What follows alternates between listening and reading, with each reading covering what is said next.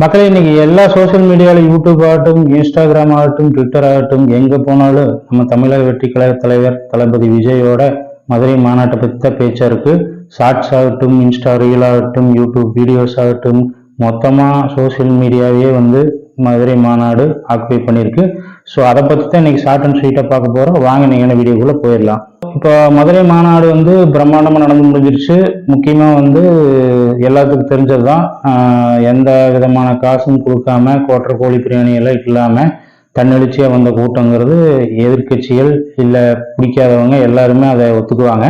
இப்போ அரசியல்னு வந்துட்டா ஆளுங்கட்சியை தடவைகள் பண்ணுவாங்க. ஸ்டார்டிங்கில் எம்ஜிஆர் ஆரம்பிச்சப்போ டிஎம்கே எவ்வளோ பெரிய பிரச்சனை பண்ணாங்க.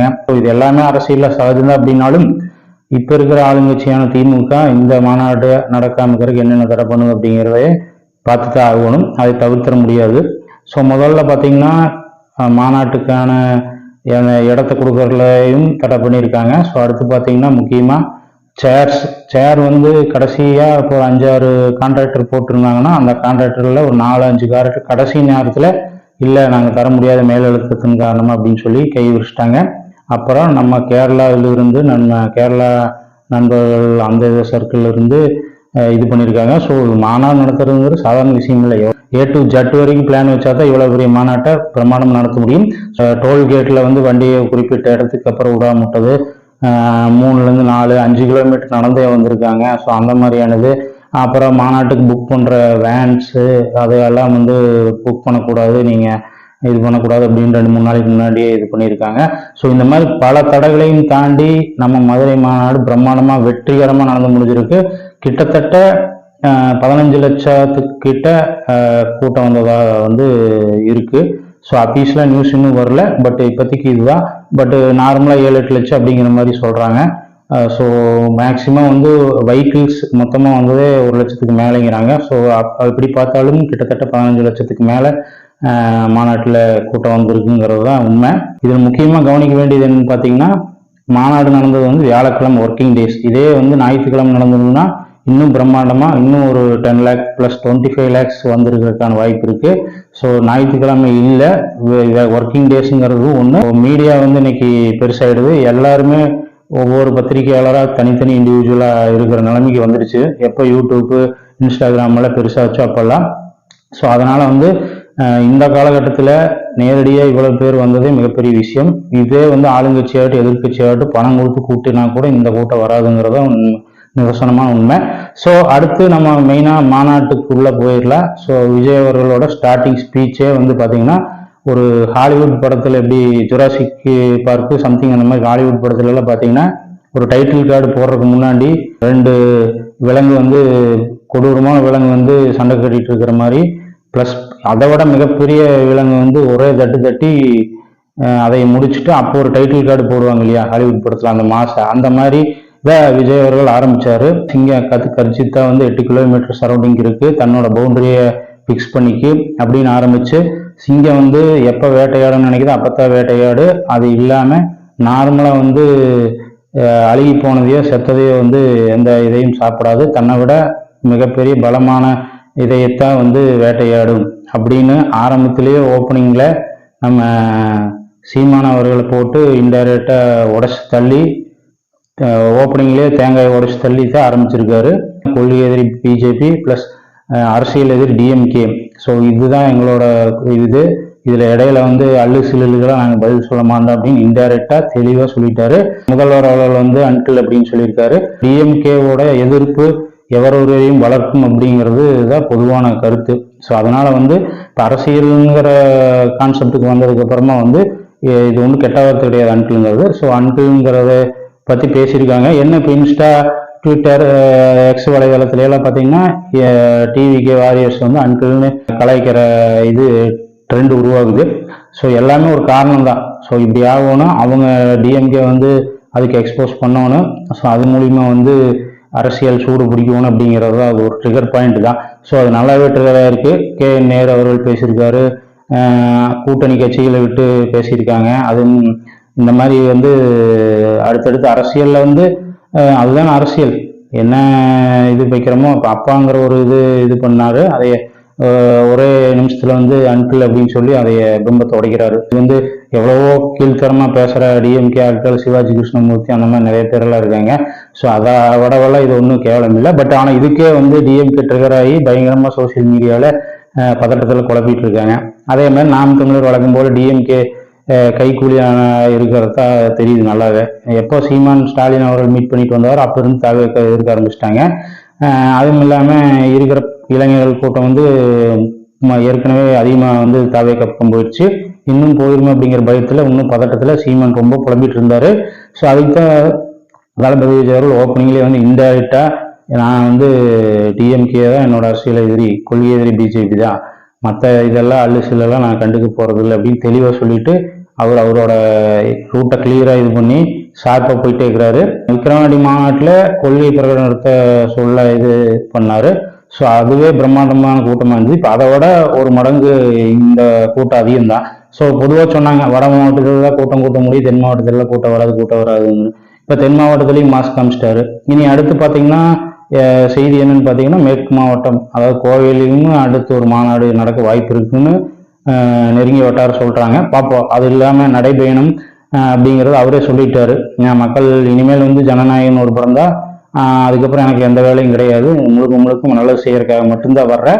ஓவரால் விஜயோட ஸ்பீச் பார்த்தீங்கன்னா முதல்ல வந்து விஜயோட தொண்டர்கள், அபிமானியர் தொண்டர்களை வந்து முதல்ல எப்படி ஸ்ட்ராங்கா இது பண்ண வைக்கணும் அப்படிங்கிறது தெளிவா இருக்காரு. ஸோ இப்போ பார்த்தீங்கன்னா ஜென்ரலா பாக்குறவங்களும் விஜய் இவ்வளவு நாளா பேசுறாரு பரவாயில்லையே அப்படிங்கிற மாதிரி இருக்கு. அதே சமயத்தில் தொண்டர்கள் பாயிண்ட் ஆஃப் வியூ வந்து பார்த்தோம்னா செம ஸ்பீச்சுப்பா, மாஸ் ஸ்பீச்சுப்பா, இந்த மாதிரி மனுஷனை எப்படிப்பா நம்ம விடுறது, கண்டிப்பா எல்லாரும் நம்ம குடும்பமே சேர்ந்து ஓட்டு போட வைக்கணும் அப்படிங்கிற அளவுக்கு அந்த அளவுக்கு ஸ்ட்ராங்கா வந்து தன்னோட தொண்டர்களை தயார்படுத்துறாரு முதல்ல. ஏன்னா இது ஒன்றும் இறுதிக்கட்டம் கிடையாது, இது வந்து 2வது மாநாடு. உன்னை அடுத்து 3வது மாநாடு கொங்கு மண்டலத்தில் போடுறதுக்கு மேக்சிமம் வாய்ப்பு இருக்கு, இல்லைன்னா நடைபயணம் தமிழகம் முழுக்க நடக்கிறது. ஸோ இது எல்லாமே பயங்கரமான பிளான் இருக்கு. அது ஓப்பனாகவே நிறைய இடத்துல சொல்லிட்டாங்க. முதல் ஸ்டெப் விக்கிரவாண்டி, 2வது மதுரை மாநாடும் போது அவர் போற ரூட் ரொம்ப தெளிவா இருக்கு. வர்ற கூட்டணி கட்சிகளுக்கு ஆட்சியிலும் பங்கு அதிகாரத்திலும் பங்குங்கிறத தெளிவா சொல்லிட்டாரு. அதுலயும் எந்த சமரசமும் இல்லை, எந்த மாற்றமும் இல்லை. ஸோ அவர் போற ரூட் வந்து தெளிவா இருக்கு. அதே சமயத்துல கட்டமைப்பையும் ஒரு இப்போ 1.5 வருஷத்துல பாத்தீங்கன்னா கட்டமைப்பையும் ரெடி பண்ணிட்டு வர்றாரு. அது போக கூடவே வந்து இந்த மாதிரி மாநாடு வச்சு மாஸ்க் காமிச்சிட்டு இருக்கிறாரு. இடையில வந்து நிறைய இஷ்யூஸ்க்கும் அஜித்குமார் இறப்புக்கு நேரடியாக வந்து இது பண்ணதாகட்டும், தூய்மை பணியாளர் இதுக்கு வந்து இது பண்ணதாகட்டும், பரந்தூர் இஷ்யூல வந்து பேசுனதாகட்டும்.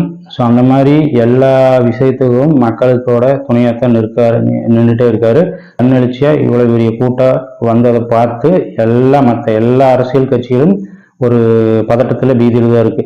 என்னதான் வந்து எம்ஜிஆர் ஆக முடியாது, என்டிஆர் மாதிரி ஜெயிக்க முடியாது அப்படின்னு ஒரு பக்கம் சொல்லிட்டு இருந்தாலுமே ஒருவேளை அப்படி நடந்திருக்கும் அப்படிங்கிற அளவுக்கு அசர்ற மாதிரியான பல பிரம்மாண்டமான விஷயங்கள் வந்து விக்கிரவாண்டி மாநாட்டிலையும் நடந்துச்சு. அதுக்கப்புறம் பார்த்தீங்கன்னா இப்போ மதுரை மாநாட்டிலையும் நடக்குது. மெயினாக வந்து பார்த்தீங்கன்னா விஜய் அவர்கள் வந்து மக்களுக்கு நல்லவராக இருக்காரு.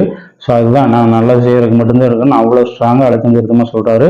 பொதுவாக பார்த்தீங்கன்னா விஜய் அவர்கள் ஜென்ரலாக மக்களுக்கு நல்லவர், அரசியல்வாதிகளுக்கு வல்லவர். ஸோ கேப்டன் விஜயகாந்த் அவர்கள் வந்து ரொம்ப நல்லவராக இருந்தார்.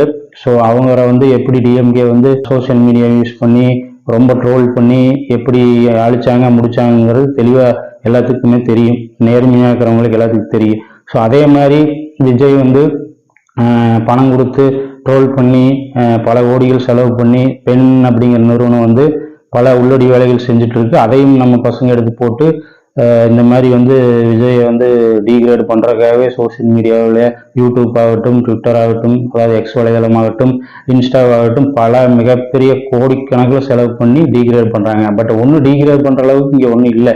விஜய் எதிர்க்கிறதுக்கு ஒண்ணுமே இல்லை. வேற என்ன பண்றதுன்னே தெரியாம அவங்களும் இந்த 1.5 வருஷமா கேப்டன் அவர்களை எப்படி அழிக்கலாம் அப்படின்னு நினைச்சாங்களோ அது மாதிரி விஜயையும் ட்ரோல் பண்ணி அது மீதும் பண்ணி பார்க்குறாங்க. ஒன்றும் ஒர்க் அவுட் ஆக மாட்டேங்குது. இப்போ விஜய் அவர்கள் வந்து பேசின மாநாட்டு ஸ்பீச்சுக்கு அப்புறம் பார்த்தீங்கன்னா இந்த அள்ளு சில்லுக, இந்த 200 ரூபா கூலி ஊப்பிக, இந்த நாம் டம்ளர் கோமாளிக எல்லாம் வந்து எங்கேயுமே தெரியல.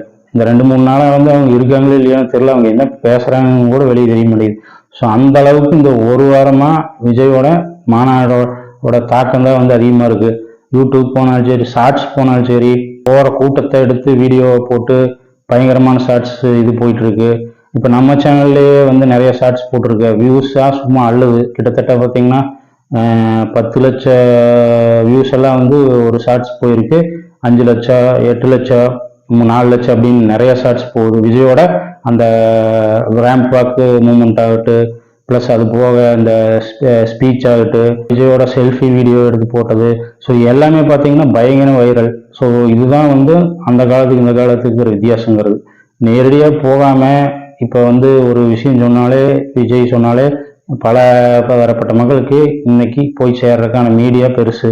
அந்த கால வேறு இந்த கால வேறுங்க இதுதான். ஸோ அந்த அப்படிப்பட்ட சமயத்திலேயே வந்து கிட்டத்தட்ட 10-15 லட்சம் பேர் வந்து ஒன்றா கூடி வர்றாங்க அப்படின்னா அது எவ்வளோ பெரிய இதுங்கிறது ஆழமாக அரசியல் தெரிஞ்சவங்களுக்கு புரியும். கிட்டத்தட்ட 35 நிமிஷம் தான் பேசியிருக்காரு. ஆனால் பார்த்தீங்கன்னா ஒரு வாரமாக வந்து அவரை பற்றின பேச்சு மட்டும்தான் யூடியூப்ல டிபேட் ஆகுது.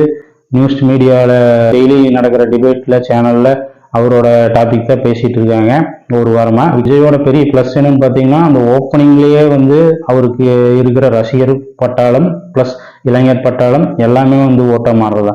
கூட்டம் வரும் ஓட்டம் மாறாது, கூட்டம் வரும் ஓட்டம் மாறாதுன்னா அப்போ வர்ற கூட்டமெல்லாம் 3 நாளாக வந்து தங்கி இருக்கிறவங்கலாம் வந்து விஜய் ஓட்டு போட வேற ஓட்டு போட போறாங்க. ஸோ அப்படி இல்லை அந்த கான்செப்ட். இப்போ என்டி ராமராவ் வந்து 7 மாசத்துல ஆட்சி அமைச்சாருங்கிற ஒரு எடுத்துக்காட்டு இருக்கு. அதே மாதிரி சிரஞ்சீவி வந்தாரு, ஃபெயிலியர் ஆயிட்டுன்னு எல்லாம் சொல்றாங்க. ஆனா இந்த உள்ள போய் பார்த்தீங்கன்னா அவர் வந்து இதே மாதிரி 10 லட்சத்துக்கிட்ட கூட்டத்தை காமிச்சு எலெக்ஷன் நின்று கிட்டத்தட்ட 18 தொகுதியில் ஜெயிச்சு 16% ஓட்டு வாங்கி அவர் வந்து அடுத்தடுத்த இதுல வந்து அவர் நிக்காம போய் அதனால ஃபெயிலியர் ஆனது. ஆக்சுவலா அவர் ஓப்பனிங்ல எல்லாம் பயங்கரமா தந்திருக்கு. இதே மாதிரி 10 லட்சம் கூட்டத்தை வந்து அங்க திருப்பதியில கூட்டினாரு. ஃபர்ஸ்ட் எலெக்ஷன்லயே 18 சீட் ஜெயிச்சு பிளஸ் அது போக 16% ஓட்டு வாங்குறதெல்லாம் சாதாரண விஷயமே கிடையாது. ஸோ அதே இதை வந்து கண்டினியூவா கொண்டு வர அடுத்து இது பண்ணியிருந்தா அடுத்த ஆளுங்கட்சியாக கூட வந்திருக்கலாம். ஸோ விஜய் அவர்கள் பத்தி யாருக்கு என்ன தெரியுமோ தெரியாதோ, ஆனா அவர் ஒரு முடிவு எடுத்துட்டாருன்னா அது மாற்றவே மாட்டாரு. என்ன பண்ணாலும் அவர் வந்து உனி ஜனநாயகம் தான் கடைசி படமா இருக்க போகுது. வந்தாச்சுன்னா அதுக்கு உண்டான ஃபுல் எஃபர்ட் ஃபுல்ஃபில்ல பண்ணிடணும். இப்போ ஆக்சுவலாக வந்து விஜய் அவர்கள் அரசியலுக்கு வந்தனால தான் வந்து இந்த 10 மாதம் ஒரு வருஷத்துக்கு முன்னாடியே வந்து எல்லாருமே அரசியல் இந்த மக்கள் பயண கேம்பெயின் இதெல்லாம் வந்து இப்பவே ஸ்டார்ட் பண்ணுறாங்க.